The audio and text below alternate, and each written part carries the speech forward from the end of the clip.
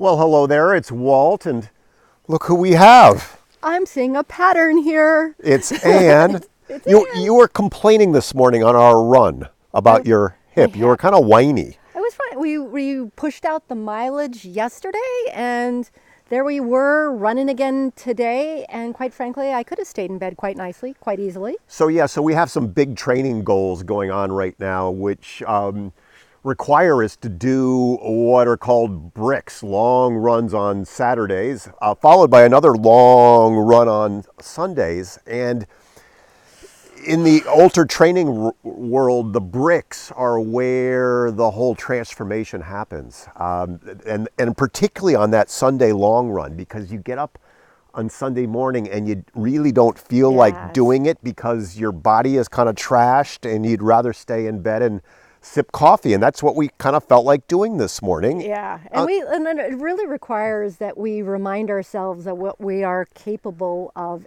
enduring, so to speak. It's like, we're capable of climbing a mountain in the rainy season when we're soaking wet, putting wet gear on day after day.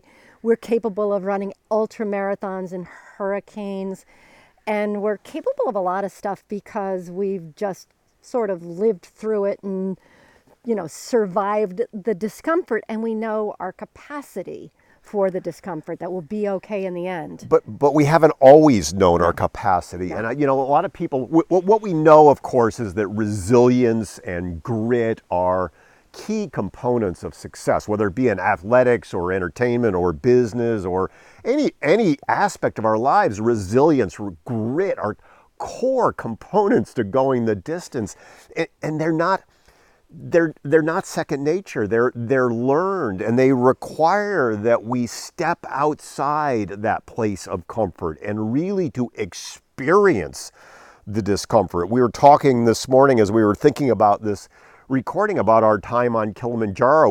We actually booked it in the rainy season, and day after day after day we would get up and we could barely see in front of us. The rain was, and we would put on cold socks and wet shoes and cold and wet clothes and go out day after day after day.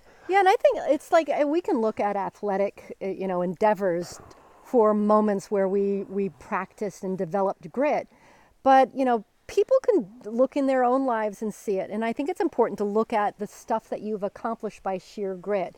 It's, maybe you got a degree and had to, work a part-time job while you were in school, or maybe it's having kids and raising kids when you were broke, because a lot of us raised kids when we were 20-something years old and broke. And all of those are great examples of where we got through something really hard and survived. And I think like whenever I'm uncomfortable, I go back to those moments where I've experienced this before. I know what this is. This is a brick. This is what a brick feels like. And it allows me to keep pushing forward because I know I'm not going to fall apart. And it's staying in that discomfort. Comfort zones are called comfort zones for a reason, because they're comfy even when they're not really, even when we have this level of dissatisfaction in our lives. And it's really, as you say, recognizing that we have the capacity to be in that place of comfort and to be in that place of discomfort for a long period of time, that allows us to move beyond that place, to stretch and to achieve those things that are really magical in our lives. I was talking with a buddy of ours about climbing Mount Everest, and I said, what does it take to climb Mount Everest? And he said, what it takes is the capacity to be uncomfortable for a long period of time. And that's true in business, that's true in product development and program launches, it's true in getting a career off the ground. Getting clients, starting sales conversations, all of those things that are really, really uncomfortable, particularly in the beginning. But I think if we're going to grow and evolve as people, we do have to stretch into our discomfort zone. And trust me, I love comfort. I love comfort. We love comfort. I love comfort. I want to sit on the. I want to sit today and just drink coffee on the couch. It ain't happening, but I really want to. So the magic then is really, you know, I think you're right.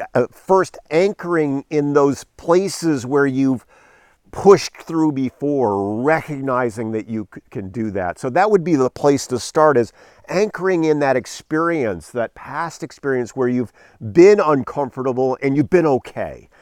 And then as you move into those new things, just because that discomfort crops up, pushing beyond it, learning to stay in it, practicing staying in it, because it is a practice. It's not this whole grit thing, this whole resilience thing. It just doesn't magically drop in on it. You're not born with it. We're the people not who born are like with the it. golden children who are born with grit. They're not born They're with not grit. born with it. It's learned, it's experienced, it's something we grow into, like everything in our lives. And so next weekend we'll do more bricks, and it will be uncomfortable again.